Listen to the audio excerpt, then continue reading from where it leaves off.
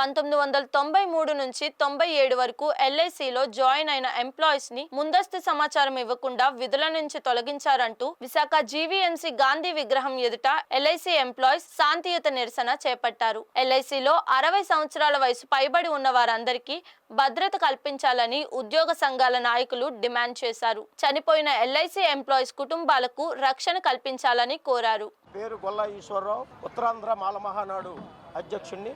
నన్ను ఈ LIC of ఇండియాలో విశాఖపట్నం అండ్ నెల్లూరు డివిజన్లో 1993 టు 1997 వరకు ఎంప్లాయ్మెంట్ ఎక్స్చేంజ్ ద్వారా నియమించి ముందస్తు నోటీసులు లేకుండా తొలగించినందుకు ఇవాళ ఎల్ఐసి నిరసన ఇక్కడ గాంధీ విగ్రహం దగ్గర జరుగుతుంది. దానికి నేను ముఖ్య అతిథిగా నన్ను ఆహ్వానించిన వారు ఎల్ఐసి కమిటీ వారు మైలిపల్లి ముత్యాలరావు గారు.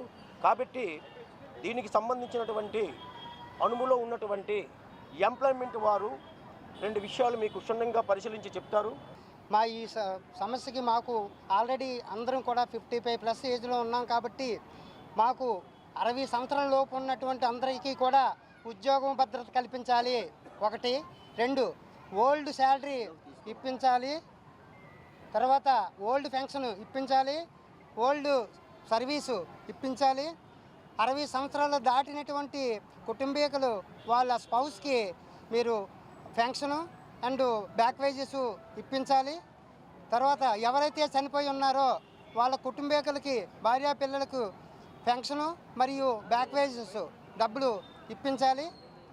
అది మొట్టమొదటిగా మాకు వయసు ఉన్నటువంటి వాళ్ళందరూ కూడా ఉద్యోగ భద్రత తక్షణమే మాకు కల్పిస్తారని మీ విధుల్లోనికి తీసుకోవాలని మరీ మీ అందరి తరఫున మేము ప్రార్థిస్తున్నాము. ముందస్తుగా 2 నెలల జీతము 2 నెలలు నోటీస్ ఇచ్చి తొలగించడం ఆనవాయితీ. అటువంటిది ఏమీ మాకు చేయకుండా మమ్మల్ని తొలగించి మాకు అన్యాయం చేశారు.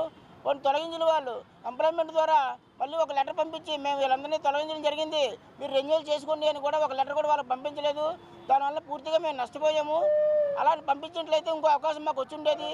లేదు, టెంపరీగా చేసే వాళ్ళకి ఎంప్లాయ్మెంట్ ద్వారా దేనికంటే తీసుకోవడం, ఆ ఎంప్లాయ్మెంట్ ఎలా ఉంటే అంటే ఇంకొక ఆర్గనైజేషన్లో ఉంటే మేము జీవితాంతం కూడా ఉద్యోగాలు చేస్తూ కూర్చునే వాళ్ళు ఇంకొక ఆర్గనైజేషన్ ద్వారా మాకు కాల్ లెటర్ వచ్చింటే అది కూడా మాకు అన్యాయం చేశారు. కాబట్టి మమ్మల్ని తక్షణం ఇప్పుడు విధుల్లోకి తీసుకోవాలని మేము డిమాండ్ చేస్తున్నాం.